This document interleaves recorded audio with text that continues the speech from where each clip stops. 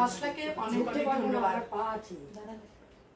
India ব্যাপী যে এই মানে কম্পিটিশন হয়েছিল, নারী দিবসে কোড কম্পিটিশন হয়েছিল, তাতে আমি দ্বিতীয় স্থান অধিকার করেছিলাম।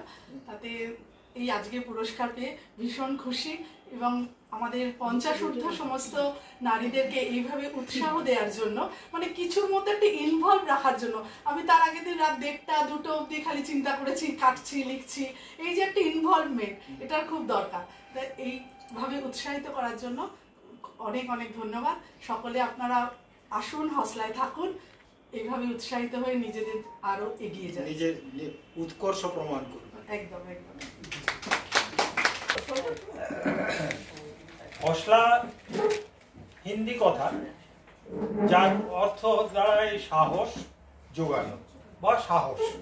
তো আমরা সাহস করে এই দুর্ধর্ষ রোদ্দুরে সবাই মিলে এসেছি। নিশ্চয়ই হসলা পিছন থেকে ঠেলা দিয়েছে বলেই আমরা এসেছি। এই জন্যেই হসলার উৎকর্ষতা এখানেই প্রমাণিত। এতজন মহিলা আজকে এই হসলার দরবারে উপস্থিত, এই দরবার সব জলজল করছে। সকলকে দেখে মনে হয় যেন এনারা সকলেই হসলার জন্যই যেন নিবেদিত। তো যাই হোক, হসলা হচ্ছে এমন একটি প্রতিষ্ঠান, যে প্রতিষ্ঠান আমাদের বয়স্কদের মানসিক বৃদ্ধির একটা বিশাল কারণ হয়ে দাঁড়িয়েছে। আমার মতন লোক যিনি 60-এ রিটায়ারমেন্ট করার পর প্রায় 5 থেকে 7 বছর অত্যন্ত মানে মানসিকভাবে দমে ছিলাম। মনে হলো কি যেন হারিয়ে গেল। অথচ দেখুন পাশে বউ ছিল, ছেলে মেয়েরা ছিল, এত সব থাকা সত্ত্বেও আমার মনে হতো কি যেন হারিয়ে গেছে। তারপরে একদিন খবর পেলাম যে হসলা বলে একটা সংস্থা আছে, যে সংস্থা মানসিক একটা শান্তি দেওয়ার জন্য সবসময়তেই বর্তমান। তো সেই কথা শুনে একদিন পোড়ামাটির হাটে গিয়ে দেখলাম, পোড়ামাটির হাট সম্বন্ধে বলে, পোড়ামাটির হাট বিষ্ণুপুরে একটা অঞ্চলকে করা হয়েছে।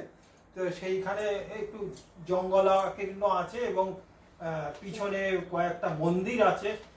সেই মন্দিরের ব্যাকগ্রাউন্ডে হসলার এই, তো সেখানে যোগদান করলাম আমি এবং আমার সহধর্মিণী। দুজনেই পরপর এমনভাবে ইনভলভ হয়ে গেলাম যে এমন একটা দিন নেই যে আমরা আমাদের হসলা সম্বন্ধে চিন্তা ভাবনা করি না।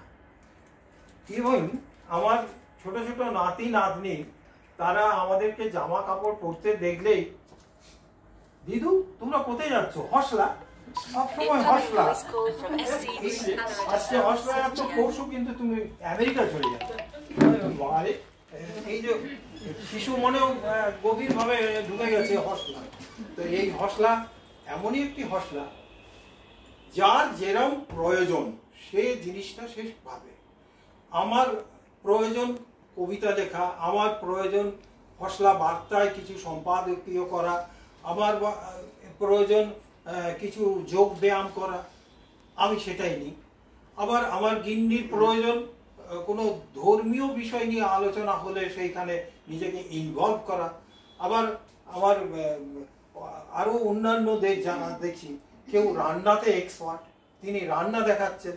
আবার কেউ অঙ্কনে এক্সপার্ট, তিনি এমন সুন্দর করে হসলার প্রাঙ্গণে অঙ্কন শেখাচ্ছেন যে আমাদেরও মনে হচ্ছে আর একবার রং তুলি ধরি। এই যে নানা রকমের বিনোদনের অনুষ্ঠান, নট অনলি বিনোদন, ক্রিয়েটিভিটি একটা তৈরি হচ্ছে। বা আমাদের ষাটোর্ধ্ব যে ব্রেন, সেটা যদি বসে যায়, কোনো কাজকর্ম না করে, তাহলে কিন্তু সে একদিন না একদিন এমন অলস হবে যে আমরা পারিপার্শ্বিক সব ভুলে যাব। এই ভুলে যাওয়ার থেকে রক্ষা করতে আমাদের এই প্রচেষ্টা। হসলা তখন আপনার কাছে মনে হবে কুড়িয়ে পাওয়া 14 আনা। আপনি কি দিবেন, কতটুকু দেবেন, আর পাবেন তার চেয়ে অজস্র গুণ বেশি। যার যেটা পছন্দ সে সেটাই পাবে। এই যে জিনিস, এটা চট করে পয়সা দিয়ে যায় না কেনা, এই জন্যই এটা কুড়িয়ে পাওয়া 14 আনা। তো এই কথা আপনারা শুনেছেন, এই বিষয়টা আরেকবার হতে হলে তো খুলতে হবে মোবাইল। যাই হোক, এই আমি কেন বলছি যে হসলা আমাদের জন্য এত বেশি প্রয়োজনীয়, কেন আমরা এর জন্য আমরা এত ইয়ে করব।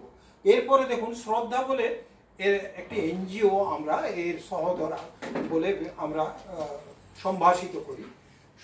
শ্রদ্ধা নামটিও যেমন শ্রদ্ধার সঙ্গে আমরা আলোচনা করতে পারি, এর কাজও কিন্তু শ্রদ্ধার। কেননা আমরা বর্তমান সমাজে দেখতে পাচ্ছি যে প্রত্যেকটি অধিকাংশ ঘরে নানা রকমের এই বয়স্কদের উপরে নির্যাতন চলছে। সেই নির্যাতন নির্বাক এবং নিঃশব্দে, সুতরাং আমরা সেটা অনেক সময় বুঝতে পারি না। আমার পাশের বাড়িতে নির্যাতন চলছে, কিন্তু আমরা বুঝতে পারি না যতক্ষণ না সে বাইরে এসে ডাক দিচ্ছে। এই ডাক দেওয়ার অপেক্ষাতে শ্রদ্ধা অপেক্ষা করে আছে। একটুকু কেবলমাত্র বলা যে শ্রদ্ধা আমাকে উদ্ধার করো, আমি আমি আমি তো তোমার সাহায্য চাই, এই সাহায্য চাইটুকু বলার পরিপ্রেক্ষিতে সব সময়তেই শ্রদ্ধা উপস্থিত থাকবে এবং প্রশাসনের সহযোগিতায় বিভিন্ন রকম ভাবে কাউন্সিলিং এর চেষ্টা করে। এই জিনিসটুকুনি আপাতত বললাম, বেশি দীর্ঘায়িত করলে আপনাদের মনে নেবেও না, আর আমারও তেমন দক্ষতা নেই আমাদের ইয়ের মতন, যে শান্তনুর মতন যে আপনাদেরকে সুন্দরভাবে বোঝাতে পারবো। যাই হোক, আমি যতটুকু পারলাম আশা করি।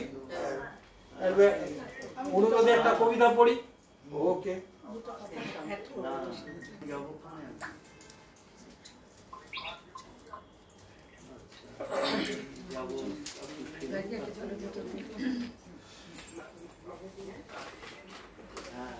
আপনি নিয়ে ঘরে যান, আমি গিয়ে নিয়ে নিই।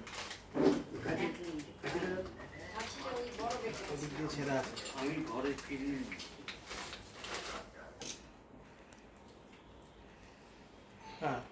হসলা নিয়ে আপনারা প্রত্যেকেই শুনলেন।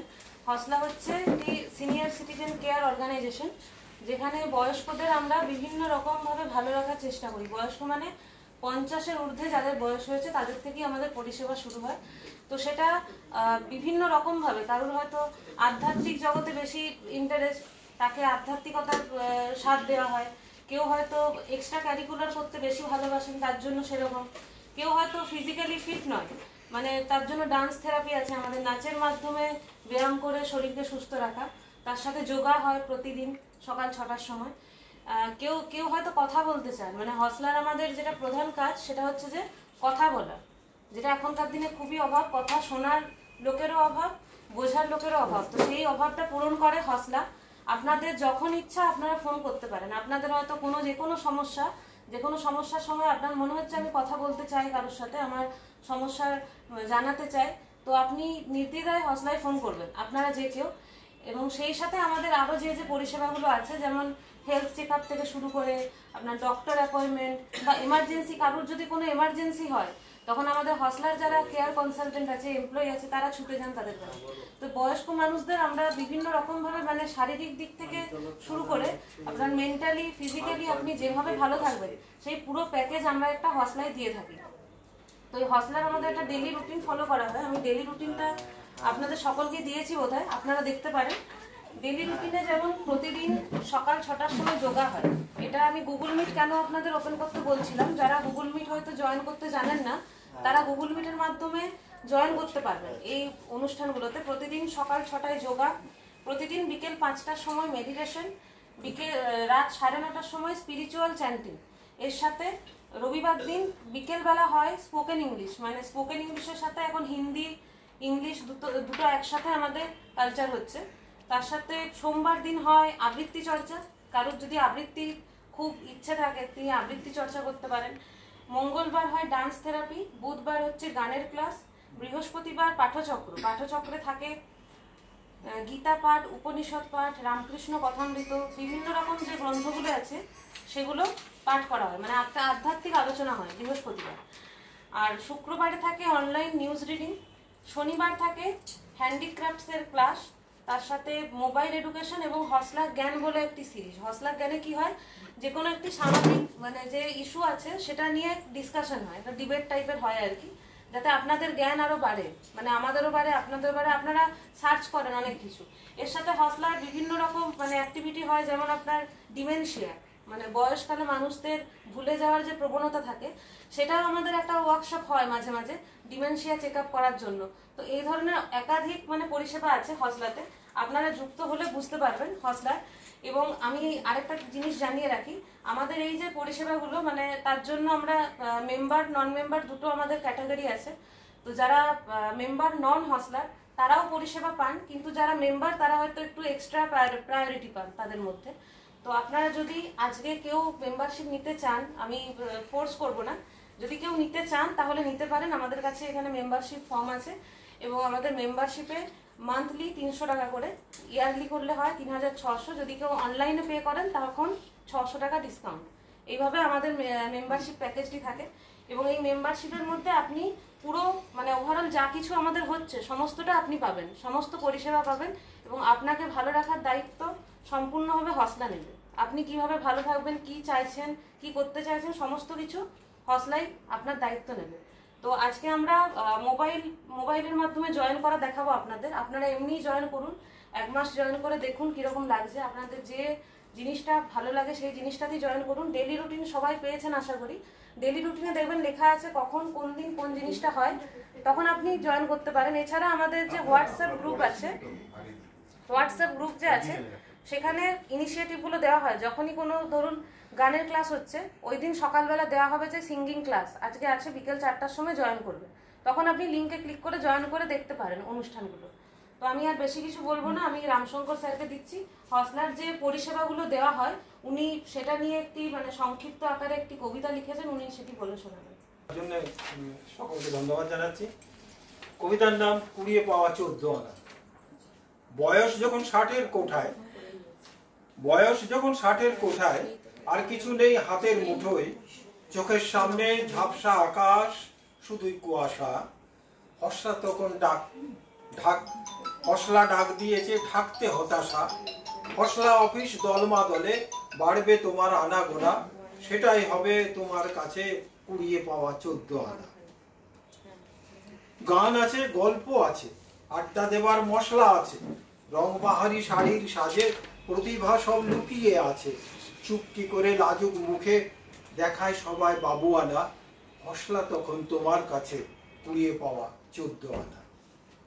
লেখালেখির কাগজ আছে, লেখালেখির কাগজ আছে, যোগ ব্যায়ামের আগড়া আছে, পাঠচক্রের চমক আছে, গান শেখানোর গার্গি আছে। নিত্যদিনের কাজের মাঝে মন ভরে যায় 16 আনা। হসলা তখন তোমার কাছে কুড়িয়ে পাওয়া 14 আনা। নবীন প্রবীণ একসাথে ভাই ইঞ্জিরিটা রপ্ত করে, জ্ঞানের বিষয় তর্কে ওঠে, খবর পড়ে মধুর স্বরে। চারুকলা কারুকলা এসব বিষয় মাথায় আনা, চুপ করে তাই বসতে মানা। হসলা তখন তোমার কাছে কুড়িয়ে পাওয়া 14 আনা। তোমার কথা আমার কথা, দেশের কথা দশের কথা, হসলা বোঝে সবার ব্যথা। এসব বিষয় নিছক কিছু পয়সা দিয়ে যায় না কেনা। হসলা তখন তোমার কাছে কুড়িয়ে পাওয়া 14 আনা। ডাক্তার বুদ্ধি হাতের কাছে, আপদকালীন অবস্থাতে মোয়া নয় যে হাতে আছে, ডাকতে তখন হাঁকতে হবে, হসলা তখন থাকবে পাশে। বাজার করা, ওষুধ কেনা, মোবাইলের ভাষা চেনা, সবকিছুতেই হসলা আছে। শিবজ্ঞানে জীবের পাশে এসব কিছু পয়সা দিয়ে যায় না কেনা। তাই তো হসলা তোমার কাছে কুড়িয়ে পাওয়া 14 আনা। কুড়িয়ে পাওয়া 14 আনা এমনি তারে যায় না চেনা, পরখ করে দেখতে হবে আসলে কিংবা ঝুটা কিনা। কুড়িয়ে পাওয়া 14 আনা, পরশমানিক হলে চেনা, কুড়িয়ে পাওয়া 14 আনা। আপনারা প্রত্যেকেই একটা গ্রুপে জয়েন হয়েছেন, Hausla senior citizen care Kolkata. হোয়াটসঅ্যাপে যান, প্রথমে এটা লাগাতে হবে, আগে খাতায় লিখে নিন, তারপরে আমরা করব স্টেপ 1। প্রথমে হোয়াটসঅ্যাপে যাব, হোয়াটসঅ্যাপে Hausla senior citizen care Kolkata গ্রুপে যাব, এটা হচ্ছে স্টেপ 1।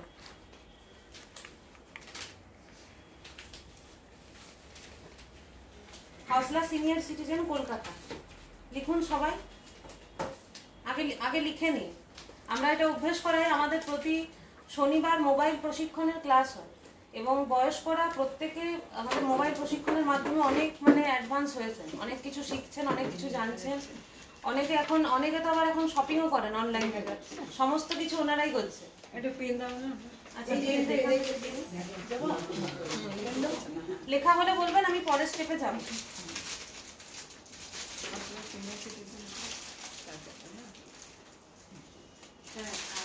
হয়েছে? আচ্ছা, সেকেন্ড স্টেপ হচ্ছে হোয়াটসঅ্যাপে যে লিঙ্কটি আছে ওই লিঙ্কে ক্লিক করব। দেখুন, হোয়াটসঅ্যাপে গুগল মিটের লিঙ্কে ক্লিক করব। গুগল মিটের লিঙ্কে ক্লিক করব। লিখুন সবাই, চন্দন স্যার লিখুন, গুগল মিট লিঙ্কে ক্লিক করব।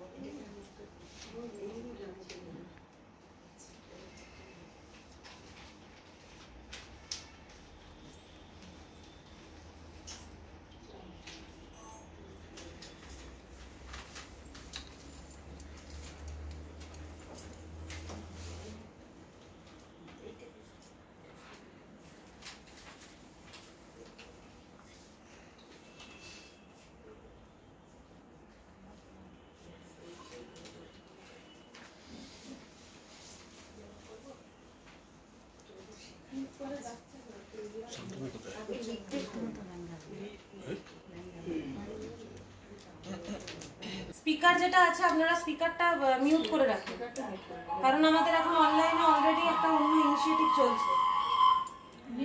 মিউট করে দিন। আমি যেরকম বলছি সেই স্টেপ অনুযায়ী করুন, আপনারা বন্ধ করুন প্রত্যেকে। মিউট করলে কি হবে? আওয়াজটা তো আসবে। গুগল মিটটা কেটে দিন, লাল বাটনটা আছে কেটে দিন। মিউট করলেও তো আওয়াজটা তো আসবে। আমি যেরকম স্টেপ বলছি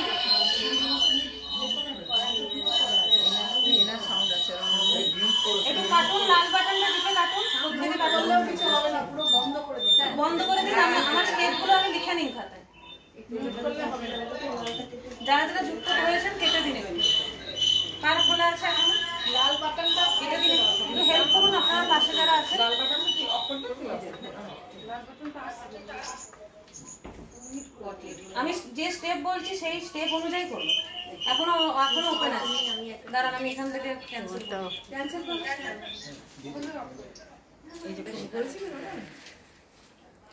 তাহলে সেকেন্ড স্টেপ কি লিখেছিলেন? যে গুগল মিট লিংকে ক্লিক করতে হবে। হ্যাঁ, এবার ক্লিক করার পর আপনাদের একটা মেল আইডি দেখাবে, এই যে এরকম ভাবে লিখুন। ক্লিক করার পর মেল আইডি সিলেক্ট করতে হবে, যে কোনো একটা মেল আইডি ক্লিক করবেন। ক্লিক করার পর মেল আইডি, যে মেল আইডিটি আসবে সেই মেল আইডিতে ক্লিক করব।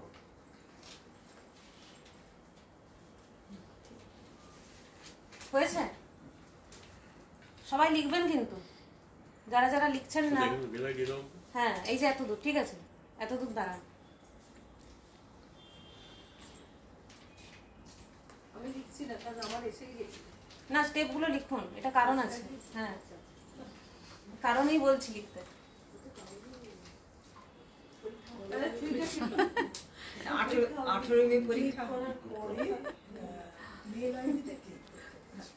মেল আইডি ক্লিক করার পর এই অপশনটা কার কার এসছে? এসছে? আচ্ছা, এসছে। গুগল মিট ডাউনলোড না করা থাকে এইটা এসছে। না, গুগল মিটটা অলরেডি থাকে সবার ফোনে। না আমার নেই। এই আমি ডাউনলোড না করলে হবে না। এসছে, ঠিক আছে।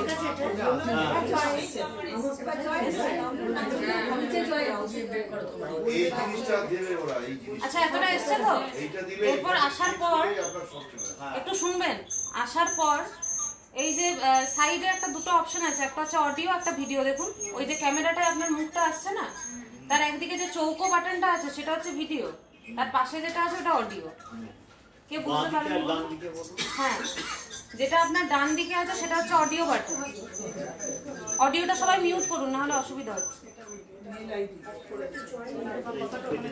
ওখানে এই বলেছেন? জিনিসটাও হবে। ক্রস হয়ে গেলে এরপর ওই যে জয়েন লেখা আছে লিখুন, তারপরে স্টেপে যে জয়েন করব, জয়েনে ক্লিক করব। দেখুন, ল্যাপটপে আমি চালিয়েছি, যারা যারা জয়েন করেছেন তাদেরকে দেখাচ্ছে এখানে অলরেডি।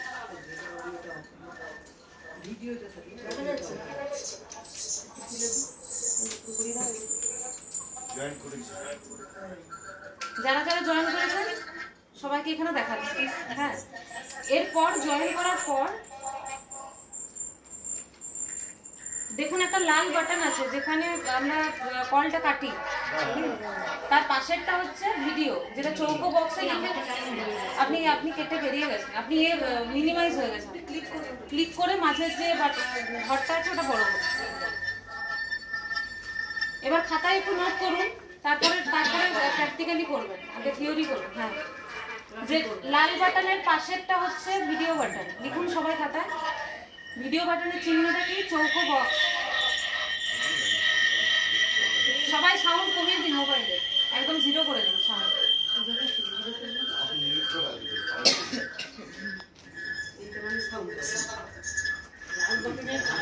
লাল বাটনের পাশে যে বক্সটা আছে সেটা হচ্ছে ভিডিও।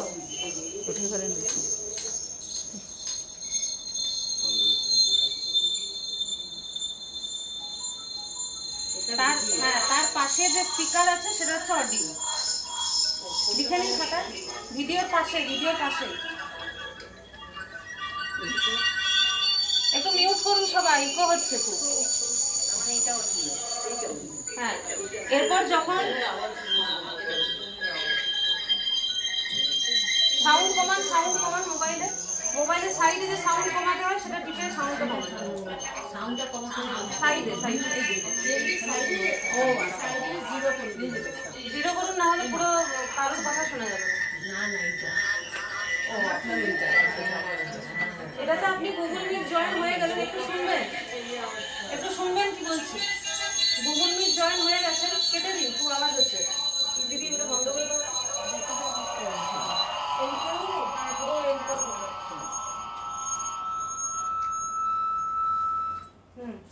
তো আপনারা জয়েন হয়ে গেছিলেন। জয়েন হওয়ার পর ভিডিও অডিও যে বাটনটা আছে, যখন আপনি ভিডিওটা অন করবেন তখন আমরা আপনাকে দেখতে পাবো, আর যখন অডিওটা অন করবেন তখন আপনার কথা আমরা শুনতে পাবো। তো এই ভিডিও অডিওর ফাংশনটা একটু খাতায় লিখে নিন।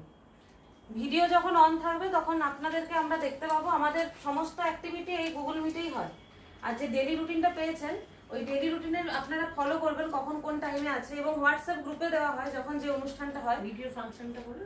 ভিডিওর ফাংশনটা হচ্ছে ভিডিওটা যখন অফ থাকবে, মানে হোয়াইট হয়ে যাবে। হোয়াইট হয়ে যাওয়া মানে আপনাকে আমরা কেউ দেখতে পাবো না। ভিডিওটা অন করলে তবে আপনাকে দেখতে পাবো, অডিওটা অন করলে তবে আপনার কথা শুনতে পাবো। যখন হোয়াইট হবে দেখতে পাবো না। বুঝেছেন তো আপনারা এতদূর? তো এটা একটু অ্যাপ্লাই করবেন। অ্যাপ্লাই করে আমাদের যে অনুষ্ঠানগুলো আছে, আপনারা প্রত্যেকেই গ্রুপে যুক্ত হয়েছেন। হোয়াটসঅ্যাপ গ্রুপ কজন ফলো করেন প্রতিদিন? সবাই করেন মোটামুটি। হোয়াটসঅ্যাপ গ্রুপে দেখতে পাবেন আমাদের যখন কোনো ইনিশিয়েটিভ হয় আমরা মেসেজ দিই সকালবেলা যে বিকেলবেলা এই টাইমে জয়েন করুন। তো তখন আমাদের ওই ইনিশিয়েটিভটা হয়, আপনারা জয়েন করে দেখতে পারেন। আর হোয়াটসঅ্যাপে আপনারা রিঅ্যাক্ট করতে কজন জানেন? কোনো মেসেজে রিঅ্যাক্ট করা? হ্যাঁ, রিঅ্যাক্ট কেন করে মেসেজে? কে বলতে পারবে? মেসেজটা দেখেছি আমরা, সেটাকে জাস্ট রেসপন্স করা যায়। আমি এটা দেখেছি। ভালো লাগলো মন্দ লাগলো মানে ইমোজি মানে যোগাযোগ রাখা, কন্টাক্ট রাখা। হ্যাঁ, মানে ধরুন আপনার কোনো একটা মেসেজ ভালো লাগলো, সেটা দেখবেন কতগুলো ইমোজি আকারে আসে, আর হার্ট শেপ আসে, কখনো স্মাইলি আসে। তো কি হয়, আপনি ধরুন কোনো মেসেজ পড়লেন, এবার আপনি জানাতে চাইছেন আপনার মেসেজটা ভালো লাগলো, তো আপনি তখন ওই একটা রিয়াকশনের মাধ্যমে জানাতে পারেন, এবং যিনি পাঠাচ্ছেন তারও ভালো লাগবে যে আপনি পড়েছেন মেসেজ। হ্যাঁ, এটা একটা হলো। আর হোয়াটসঅ্যাপে যে ফরওয়ার্ড মেসেজ পাঠানো, আপনারা ফরওয়ার্ড মেসেজ পাঠান হোয়াটসঅ্যাপে? খুব করুন। ফরওয়ার্ড মেসেজ পাঠানোর অভ্যাস কার আছে? হ্যাঁ, এবার ফরওয়ার্ড মেসেজটা বলি। আমরা চেষ্টা করি ফরওয়ার্ড মেসেজটা কম পাঠানো, কারণ ফরওয়ার্ড মেসেজের সত্যতা যাচাই করে তারপরেই পাঠান। তো সেটা যাচাই করার জন্য ওয়েবসাইট একটা টুল আছে, মানে ওয়েবসাইটে আপনারা দেখতে পাবেন ফ্যাক্ট চেক টুল, যেখানে আপনি যে মেসেজটা দেখছেন ওই মেসেজটা যদি লিখে দেন ওরা নিচে দিয়ে দেবে যে এটা ফলস না ট্রু। ওটা চেক করে তারপর ফরওয়ার্ড মেসেজ পাঠান। হ্যাঁ, আর ফরওয়ার্ড মেসেজটা একটু কমই পাঠাবেন, কমই ব্যবহার করবেন। মানে কিছু কিছু তথ্য থাকে যে আমরা হয়তো জানি না ওটা সত্য নাকি, কিন্তু আমরা পাঠিয়ে দিই। একজন পাঠিয়েছে, আমরা জিনিসটা জানি না ঠিক নাকি, আমরা পাঠিয়ে দিলাম গ্রুপে। এবার গ্রুপ থেকে মানে জিনিসটা ছড়িয়ে আরো ভাইরাল হয়ে গেল, একটা মিথ্যে খবরই হয়তো ভাইরাল হয়ে গেল। তো আপনারা এটা চেক করতে পারেন ওয়েবসাইটে গিয়ে। আমি বলছি ওয়েবসাইটটা খাতায় লিখে রাখুন। হ্যাঁ, মেসেজ চেক তাই তো? চেক করবো কি করে ওটা?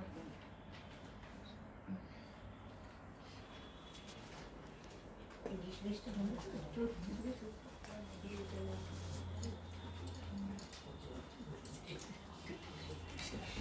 ফ্যাক্ট চেক টুল, তারপর প্রথমে যে অপশনটা আসবে সেটা ক্লিক করবেন, ফ্যাক্ট FACT ফ্যাক্ট চেক টুল। হ্যাঁ, ওখানে গিয়ে এই যে এখানে একটা বক্সের চেক টুল, হ্যাঁ এখানে যে বক্সের মতো অপশনটা আসছে, এখানে যে মেসেজটা আপনি হয়তো দেখতে পেলেন, মেসেজটা সম্পর্কে একটু লিখলেন, দিয়ে সার্চ করবেন, ওরা নিচে দেখিয়ে দেবে যে এটা রেজাল্টটা মানে ফলস না ট্রু। তখন আপনি ওই মেসেজটা যদি সত্যি উপযোগী হয় তখন আপনি ফরওয়ার্ড করুন। না হলে কি হয়, আমরা যেটা কম করার চেষ্টা করছি, আমাদের গ্রুপে কি হচ্ছে ফরওয়ার্ড মেসেজে ভরে যাচ্ছে। মাঝখানে কিন্তু খুব এটা কি লেখা থাকে? ফ্যাক্ট চেক টুল। না, টুলের ফার্স্ট অপশন। হ্যাঁ, গুগলে যাবেন, গুগলে গিয়ে যখন লিখছেন তখন প্রথমেই আসবে গুগল ফ্যাক্ট চেক বলে আসবে, ওটা ক্লিক করবেন, একটা সার্চ অপশন আসবে, ওই সার্চে আপনি লিখবেন, আপনি যে ডকুমেন্টটা দেখেছেন কিছুটা লিখলেন, ওটা সার্চ করলে ওরা দিয়ে দেবে যে এটা সত্যি না মিথ্যা। যে কোনো মেসেজ আপনারা যখন করছেন এইভাবে করুন। ছবি তুলে পাঠানো যায় না? ছবি তুলে না, ওটা লিখতে হবে। মানে ধরো আসে না এরকম ছবিগুলোই তো ওটা আপনি ছবিটা ছবির লেখাটা পড়লেন, ছবির লেখাটা পড়ে লেখাটা আপনি টাইপ করে ওখানে লিখতে পারেন। মানে স্ক্যান করা যাবে? হ্যাঁ, এই যে এটা এখানে ক্লিক করলাম প্রথমে, ওখানে স্ক্যান করা যাচ্ছে নাকি? আমি একটু বাইরে যাব। নেক্সট এই যে দেখুন এসছে, সার্চ করার অপশন দিয়েছে। হ্যাঁ, এই যে প্রথমটা টিপুন। আচ্ছা, কি লিখেছেন এটা দেখুন, এই যে স্যারের যেটা এসছে এপিআই এসে না, এখানে জল আছে, কারণ জল আছে। তো এটা সম্পর্কে আরো বিশদে জানতে আমি আজকে এটা আচ্ছা ঠিক আছে, এটা এখন আর বেশি বলছি না, এটা আপনারা বিশদে জানতে পারবেন আমাদের যে মোবাইল এডুকেশন ক্লাস হয় প্রতি শনিবার বিকেল 4:30 থেকে 4:30 থেকে আপনারা ওই গুগল মিটে যেভাবে দেখালাম সেভাবে জয়েন করুন, জয়েন করলে দেখতে পাবেন যোগা ক্লাস করতেও জয়েন করা যায়। হ্যাঁ, এবং যে লিঙ্কটা পাঠিয়েছি একটা লিঙ্কেই আমাদের সমস্ত অ্যাক্টিভিটি হয়, সেই লিঙ্কটা দেখবেন হোয়াটসঅ্যাপে আছে, যখনই পাঠানো হয় একটাই লিঙ্ক, ওইখান থেকে আপনারা যোগদান করতে পারেন। আর মোবাইল প্রশিক্ষণ ক্লাসে আসুন, বাকিটা আমরা শিখতে পারি। এরপর আমি আপনাদের আর কোনো ডাউট নেই তো? কাগজগুলো নিয়ে যাবেন যেগুলো লিখবেন মোবাইলে, ওনাকে একটু দেখে নেব। ওনার হাতে আমাদের মশলা বার্তার একটি ম্যাগাজিন, ওনাকে আমরা তুলে দেবো।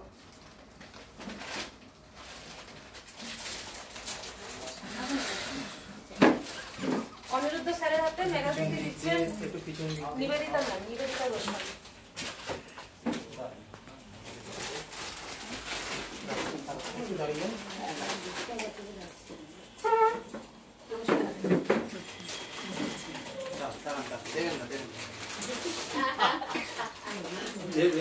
অনিরুদ্ধ স্যার অনেকদিন যুক্ত আছেন হসলার সাথে, এবং শিবানন্দ বাবার সাথে উনি থাকেন, ওনার যোগাযোগ আছে এবং ওনার মাধ্যমে আমরা পেয়েছি শিবানন্দ বাবা। হ্যাঁ হ্যাঁ, শিবানন্দ বাবা সম্বন্ধে একটু বলো, অনেকেই জানে না। আচ্ছা, আমি অনিরুদ্ধ স্যারকে কিছু বলার জন্য অনুরোধ করব। আমাদের জগৎ মুখার্জি পার্কে একটা অনুষ্ঠান হয়েছিল, যেখানে 127 বছরের প্রবীণতম যোগী পুরুষ শিবানন্দ মহারাজজি এসেছিলেন, এবং অনিরুদ্ধ স্যারের জন্য আমরা পেয়েছিলাম ওনাকে। তো অনিরুদ্ধ স্যারকে বলবো হসলা অনুষ্ঠান সম্পর্কে এবং শিবানন্দ বাবা সম্পর্কে কিছু বলেন। আমার হসলার সঙ্গে মোটামুটি অ্যাটাচমেন্ট 1 বছর হচ্ছে চলে, লাস্ট নভেম্বর বলছি, না 1 বছর হয় না না, লাস্ট নভেম্বরে শিবানন্দ বাবা নিয়ে আমি বিষ্ণুপুরে গেছিলাম, ওখানে একটা প্রোগ্রাম ছিল। তো সেই প্রোগ্রামেতে শান্তনু এবং তার অ্যাসোসিয়েট যারা আছে তারা বাবাকে গিয়ে অনুরোধ করে যে ওনাদের অফিসে একবার যেতে হবে। তো বাবা রাজি হয়ে যায়, বাবা দয়ার সাগর। তো সেই অনুষ্ঠানের আগে আমরা বিষ্ণুপুর থানাতে একটা সিনিয়র সিটিজেন প্রোগ্রামে অ্যাটেন্ড করেছিলাম, এবং সত্যি বলতে কি মানে ওনার যে এসপি অর্ণববাবু এবং গণেশবাবু যিনি আইসি, এত ভালো বিহেভিয়ার এবং এত ভালো অ্যারেঞ্জমেন্ট যে থানার একটা পরিবেশ ওইরকম হতে পারে বিষ্ণুপুর না গেলে বুঝতে পারতাম না। ওনাকে বললাম আমাদের স্পিচ দেওয়ার সময় যে পশ্চিমবঙ্গে যদি অন্যান্য থানাগুলো আপনাদেরকে অনুসরণ করতো তাহলে আমাদের ক্রাইম ব্যাপারটা থাকতোই না। কারণ ওরা এত ভালো সার্ভিস, মানুষ যে আমরা যে অভাবে পড়ে বা কোনো বিপদে পড়ে যে তাদের কাছে ছুটে যাই কোনো সাহায্যের জন্যে, সত্যি ওরা সাহায্য করার জন্য একটা মানে উদার হস্তে দাঁড়িয়ে আছে। যাই হোক, সেটা একটা কোশ্চেন। তো বাবাকে নিয়ে আমরা আপনাদের সিনিয়র সিটিজেনদের যে প্রোগ্রাম একটা হয়েছিল, হোসলা আর বোধহয় একটা স্কুল না কি ছিল না ওটা, সেখানে প্রায় ঘন্টা দুয়েক বাবা বসছেন এবং আপনারা যারা ওখানকার স্থানীয় যারা ছিলেন খুব ভালো পারফর্ম করেছিলেন। সে গীতা পাঠ থেকে শুরু করে, চান্টিং থেকে শুরু করে, গান টান থেকে শুরু করে সব কিছু, এবং খুব এনজয় হয়। এবং নেক্সট দিনকেও আমরা ওনাদের অফিসে যাই আবার অনুরোধ করার ফলে। তো এরপরে বাবার সম্বন্ধে একটু বাবার সম্পর্কে আসছি। এরপরে শান্তনু মোটামুটি যোগাযোগ রাখি আমাদের সাথে, এবং আমি তখন বলেছিলাম যে কলকাতাতে তোমরা একটু চেষ্টা করো কিছু করা যায় কিনা। বলে কে করবে? আমি ঠিক আছে, তুমি তো আমাকে দায়িত্ব দাও, আমি তোমাকে হেল্প করতে পারি, যে আমার যত সামর্থ্য আছে। তা সেই হিসেবে লাস্ট জগৎভাইবাগে যে প্রোগ্রাম করলো, তো সিনিয়র সিটিজেন ফোরামের এখানে একজন সঙ্গে যোগাযোগ হয়েছিল। আমি বললাম উনি করছে, ঠিক করুক, তো সুবিধা কেনা হবে না, ও বুঝে গেছে সেটা। লাস্টে আমাদের এই যে সমস্ত গুরু ভাই বোনেরা আছে ওখানে বাগবাজার এলাকায়, তারাই ব্যাপারটা দায়িত্ব নিয়েছিল এবং খুব ভালো প্রোগ্রাম হয়েছিল।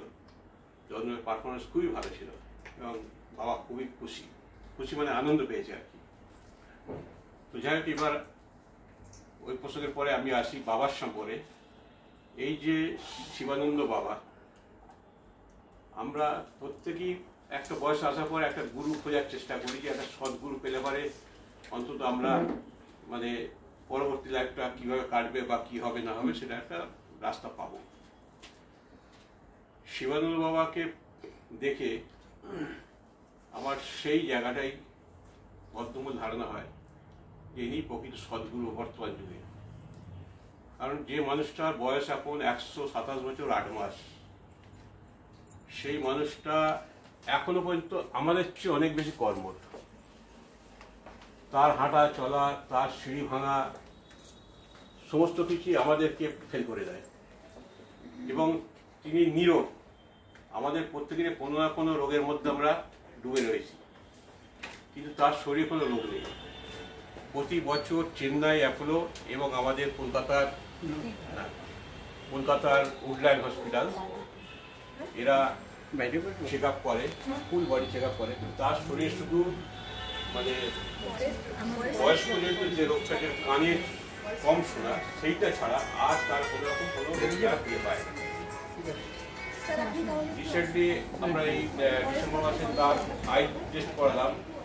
আমাদের ক্যালকাটায় এখন সবচেয়ে ভালো যে মাল্টি ন্যাশনাল যে একটা এটা অনেক এই বাগেরহাটি কাছে এটা হয়েছে, নামটা ভুলে, নামটা আগে ছিল অন্য নাম, না দিশা চেঞ্জ হয়ে গেছে এখন, চেঞ্জ হয়ে নতুন নাম। শঙ্করনেত্রের ডাক্তাররা এটা করে।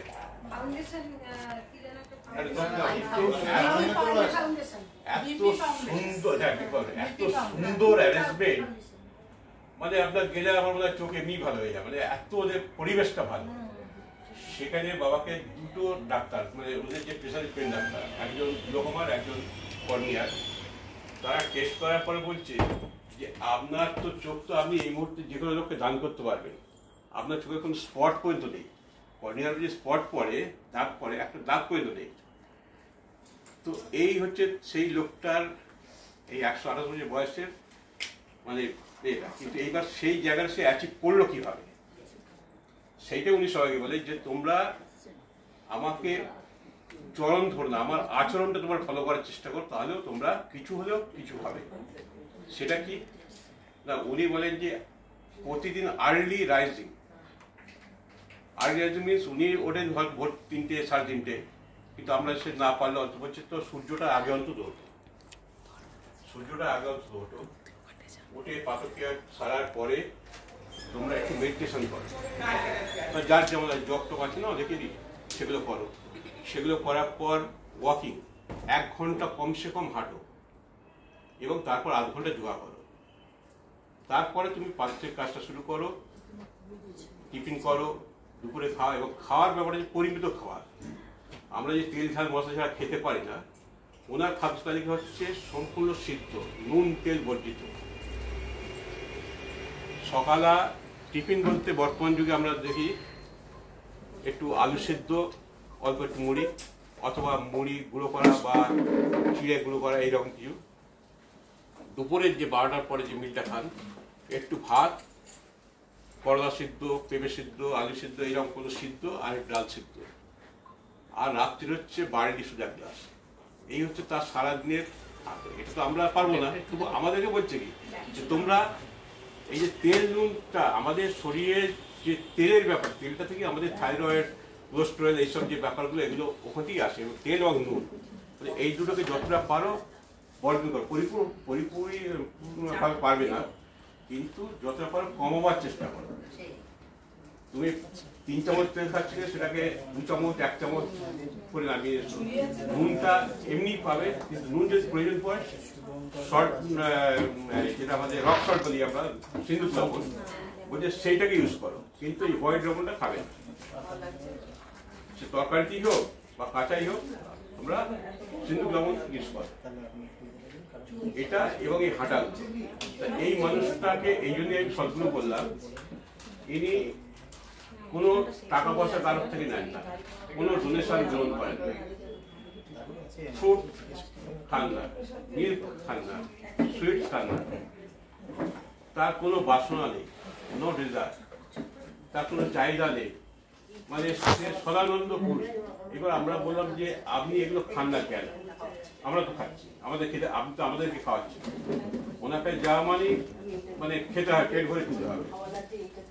দেখো, আমার দেশের মানুষরা গরিব মানুষ বেশি, এবং তাদের অসহায় মানুষরা ফল কিনে খেতে পারে না, দুধ কিনে খেতে পারে না। তাই আমি এটা ছোটবেলাতেই বর্জন করি। আর এই টাকা পয়সার ব্যাপারটা হচ্ছে, ম্যান ক্যান লিভ উইদাউট মানি, এটা ওনার লাইফের থেকে আমরা শিখেছি যে টাকা ছাড়া মানুষ বাঁচতে পারে। কিন্তু উনি প্রতি বছর সারা ভারতবর্ষে, বিশেষ করে বিষ্ণুপুর, বাঁকুড়া, গড়বেতা, তার পুরী, নবদ্বীপ, বৃন্দাবন, এইসব জায়গায় প্রতি বছর মানে ঘুরে ঘুরে যে দান উৎসবটা করেন, সেখানে অন্তত 20-25 লাখ টাকা দানটা ইন দ্য কারেন্সিও হয়, আবার ক্যাশেও হয়। ক্যাশও দেওয়া হয়, কারেন্সিও দেওয়া হয়। এবং অসহায় মানুষ তাদেরকে দেওয়া হয়, বিশেষ করে হচ্ছে কুষ্ঠ রোগীদের। বাবা বলে যে এই মানুষগুলোকে দেখার কেউ নেই, এদেরকে দেখার জন্য ভগবান আমাকে পাঠিয়েছে। যার জন্য উনি ফার্স্ট প্রায়োরিটি কুষ্ঠরোগী, তারপরে অসহায় যে সমস্ত মানুষ আছে তাদেরকে। যেমন নবদ্বীপে এই ডিসেম্বরে করে এলাম আমরা, ওখানে প্রায় 600 মানে উইডো যারা ওখানে ওই নবদ্বীপে থাকে, সংকীর্তন করে আর কোন রকমের খাদ্য পায়, এবং ওরা অপেক্ষাই থাকে যে বাবা কখন আসবে। সেখানে আমরা ওই উৎসবটা করলাম, খুব সুন্দর। এবং 500-600 মাকে একসঙ্গে দেখা, এটাও ভাগ্যের ব্যাপার। মানে তারা সবাই কিন্তু সংসার থেকে কোনোভাবে বিতাড়িত। এই খোসলা যে কাজটা করছে, যে বিতাড়িত যারা, তাদের অসহায়দেরকে অ্যাসিস্ট করা, আর ওই মানুষগুলো ওখানে জড়ো হয়ে আছে, ওইভাবেই পড়ে আছে। তো যাই হোক, এই মানুষটার জীবনীটা হচ্ছে অবিভক্ত বাংলায় 1896 সালে ওনার জন্ম। অবিভক্ত বাংলা মিনস হচ্ছে আমাদের তখন তো এই পশ্চিমবঙ্গ, পূর্ববঙ্গ, আসাম, উড়িষ্যা এইসব কি ছিল না। আমাদের বাংলাদেশ থেকে এই পশ্চিমবঙ্গ পর্যন্ত একই ছিল। ওনার জন্ম হয়েছিল বাংলাদেশের হারিপুর বলে সিলেট ডিস্ট্রিক্টের একটা জায়গায়। তো সেখানে জন্ম হওয়ার পরে ওনারা ওই ব্রাহ্মণ সম্প্রদায়, মানে গোস্বামী, ওরা সেই সব মাধুবরী করা, যেটা ওই ভিক্ষা বৃত্তি বলা হয়, সারাদিন ভিক্ষা টিক্ষা করে নিয়েছে, তারপরে গোবিন্দকে প্রসাদ দেওয়ার পরে সেই অন্নটা খাওয়া হতো। কিন্তু সেই সময়ে প্রতিদিন ভিক্ষা পাওয়া যেত। মানে 1896 সালের অবস্থাটা ভাবো, মানে যেটুকু খাদ্য মানে আহরণ হতো ওদের সারাদিনে, তাতে কোনোদিন তাদের পেট করতো। তার সংসারে ছিল মা, বাবা, দিদি আর উনি, এই 4 জনের ফ্যামিলি। তো বাবার কথা আমরা শুনেছি যে 4 বছর বয়স পর্যন্ত বাবা কোনোদিন ভাত জিনিস দেখেনি, হাতের মার যেটা ফ্যান বলি আমরা, সেইটা খেয়ে কাটাতে, কিন্তু ওটাই আমার খুব ভালো লাগে।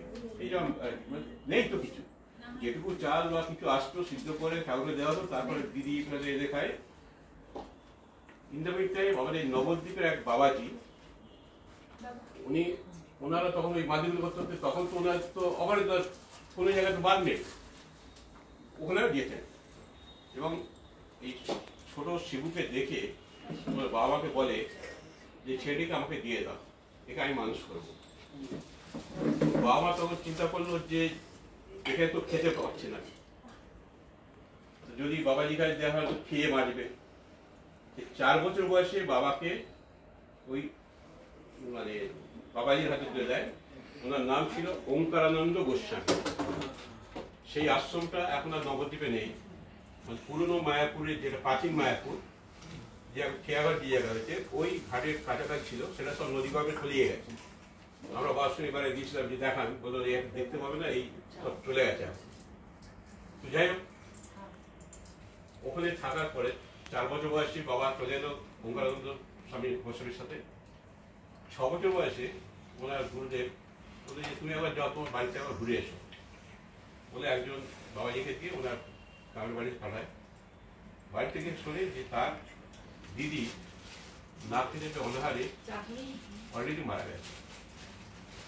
বাড়ি পৌঁছানো 7 দিনের মধ্যে সকালবেলা সূর্য উদয় হওয়ার আগে মা মারা গেল, আর তার 2 ঘন্টা পরে ঠিক তার বাবা মারা গেল।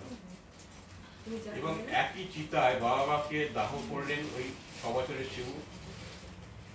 এবং সেই বয়সেই তার মানসিক স্ট্রেংথটা এমনই জায়গায় ছিল যে আমরা যে মুখাগ্নির ব্যাপারটা যখন পাড়ার বয়স্করা বলছে মুখে আগুন দাও, বলে আমি মুখে আগুন দিতে পারবো। যারা আমাকে মানুষ করে, যারা আমাকে ভালোবাসা শ্রদ্ধা করে, স্নেহ করেছে, তাদের মুখে চরণে আগুন দেয়। এবং ওখানে কাজকর্ম মিটিয়ে সেই যে উনি চলে এলেন এখানে আসার পরে দীক্ষা নিলেন। ওঙ্কারানন্দ গোস্বামী ওনাকে দীক্ষা দেয় এবং উনি ওই 6 বছর বয়সী দিব্যজ্ঞান লাভ করলেন। এরপর থেকে ওই আশ্রমের থেকেই উনি লেখাপড়া ছিল। ওখানে স্কুলটা আমরা দেখে এলাম নবদ্বীপে, যে স্কুলে উনি পড়াশোনা করেছেন সেই স্কুলে সম্পূর্ণ পদ্ধতি পাওয়ার পরে ওনাকে স্কুল পাস করলেন। করার পরে কলকাতায় পাঠালেন ওনাকে, কলকাতার মেডিকেল কলেজ থেকে ডক্টরি পাস করলেন। তারপর ওনাকে বিদেশে পাঠায়, লন্ডনে গিয়ে FRCS, MRCP এইসব যত রকম ডিগ্রি, সব ডিগ্রি হাসিল করে। 35 বছর ধরে সারা পৃথিবীব্যাপী এমন কোনো জায়গা নেই যেখানে উনি মানে ডাক্তারি করেননি, কিন্তু সবটাই বিনা পয়সায়। কিন্তু পয়সার জন্য না, যখন যে কান্ট্রি ডেকেছে সেই কান্ট্রি খরচ করে নিয়ে গেছে, আবার তাকে পৌঁছে দিয়ে গেছে, এরকম ব্যাপার। ইন্দাবাড়ে 1960 সালে ওনার গুরুদেব ওনাকে কল ব্যাক করে যে তুমি চলে এসো, এখন তোমার থাকতে হবে না। এবং দেখা গেল যে উনি আসার পরে ওনার গুরুদেব দেওয়া রাখলেন। তারপর থেকে বাবা নিজের ওই আশ্রমী থেকে কাটালেন, এরপর কিছুদিন বৃন্দাবনে কাটালেন। বৃন্দাবনে কাটানোর পরে 79-এ উনি চলে আসেন বেনারসে এবং সেখানেই আপাতত থাকেন। এবং সেখানে এই বাবার এত কিছু, কোনো কিন্তু আশ্রম বলে কিছু নেই। আমাদের মতো এক ভক্ত, সে 2 কামরার একটা ফ্ল্যাট দিয়েছে, সেই ফ্ল্যাটেতে ছোট্ট ফ্ল্যাট, সেখানেই ওনার সংসার। এতদিন ধরে মোটামুটি ঠিকঠাক চলছিল, কিন্তু 1922 সালে যখন গভর্নমেন্ট থেকে পদ্মশ্রী অ্যাওয়ার্ড দেওয়া হলো, পদ্মশ্রী অ্যাওয়ার্ড পেতে গেলে নমিনেশন পাঠাতে হয়, অ্যাপ্লাই করতে হয়, অনেক কিছু করতে হয়। ও বলে যে হঠাৎ একদিন দেখলাম প্রচুর পুলিশের গাড়ি চলে এলো আমার ওখানে, এসে বললো আপনার ঠিকানা দিন, আমরা প্রাইম মিনিস্টারের অফিস থেকে আসছি, আপনাকে এই উপহার এটা দেওয়া হচ্ছে, আপনি গ্রহণ করুন। 2022 তো যাই হোক, বাবা অ্যাড্রেস কার্ড দিয়ে দেয়। তারপরে 2023 মার্চে জানুয়ারিতে দেওয়া হলো। সবাই পুরনো ভক্তরা সঙ্গে আমি যাইনি, যদিও আমি তখন ছিলাম না। তো সেখানে পদ্মশ্রী শুধু তাকে দেওয়া হলো না, ওনাকে ওনার অনারেতে মানে অমিত শাহ নাইটে একটা ডিনার পার্টি রাখলেন। ওনার সাথে ছিল 150 জন ভক্ত ছিল, সবাইকে ডিনার করায়। এবং সেই যে একটা প্রচার হয়ে গেল, এখন উনি আর বেনারসে বুঝতে পারছেন না। এখন মানে চড়েই বেশি, মানে আমরা একটা জায়গা থেকে গিয়ে আর একটা জায়গায় থেমে যাচ্ছি। এই যেমন আমি 3 দিন আগে ফিরেছি, আমরা উত্তরকাশী গঙ্গোত্রী যেমন থেকে বাবাকে নিই, এই অবস্থাতে বাবা আমাদের হাত জলে দিচ্ছি, কুঁকড়ে যাচ্ছে, হাত রাখতে পারছে না, উনি দিব্যি সবার শুনে ওই গঙ্গার জল চান করছেন। মানে এইরকম তার শরীরের স্ট্যামিনা, মানে সেই জায়গায় উনি করতে পেরেছেন সাধনার দ্বারা।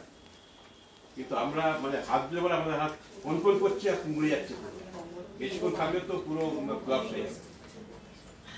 তো যাই হোক, প্রায় 1 মাস অবশ্যই কাটালাম হরিদ্বার থেকে শুরু করে ঋষিকেশ, উত্তরকাশী, গঙ্গোত্রী, যমুনোত্রী, আরো অনেকগুলো স্পট আছে। ওই বাবা কি ওখানেই থাকে?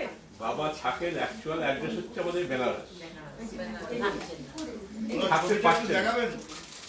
না, আমরা একটু তো ওনার ছবি দেখতে